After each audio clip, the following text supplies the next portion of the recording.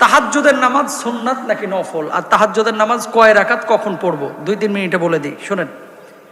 তাহাজ্জুদের নামাজ অমিনাল লাইলি ফাতাহাজ্জাদ বিহি নাফিলাতাল লাক, আপনারা হয়তো বা অনেকেই পড়েন অনেকেই পড়েন না। রাতের কিছু অংশ আল্লাহ তাআলা নির্ধারণ করতে বলেছেন, কিসের জন্য?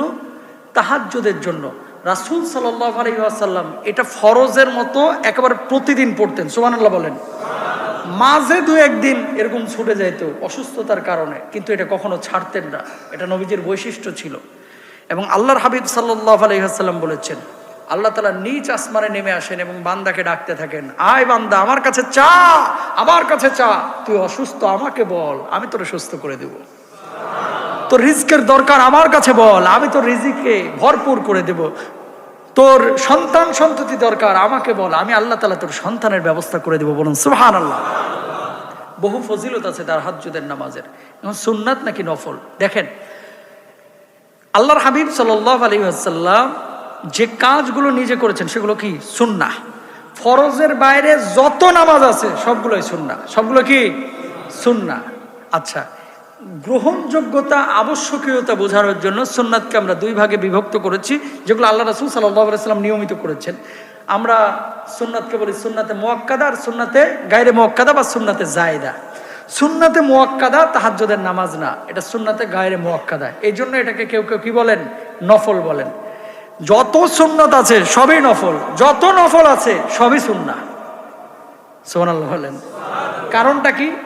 এই যে তাহাজ্জুদের নামাজ নবী পড়েছেন তাই আমরা পড়ি, তাই আমরা কি পড়ি, সুতরাং এটা সুন্নাহ। আর ফরজের বাইরে যত নামাজ আছে সবগুলোই কি? নফল।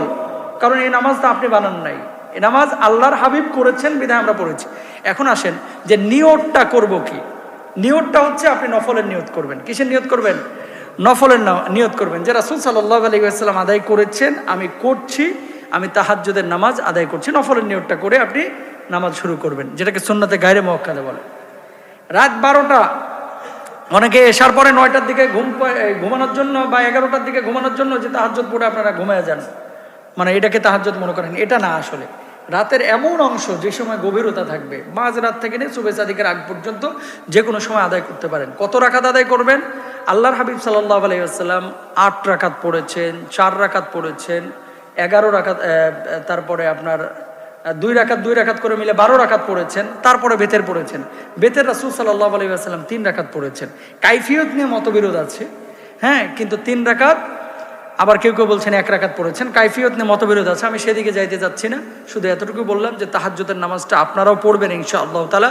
এই নামাজটার অনেক ফজিলত। আল্লাহ তাআলা আমাদেরকে বোঝার তৌফিক দান করুন, আল্লাহ তাআলা আমাদেরকে আমল করার তৌফিক দান করুন। যা কিছু আলোচনা হয়েছে আল্লাহ তাআলা বুঝে বুঝে বাস্তবায়িত করার তৌফিক দান করুন।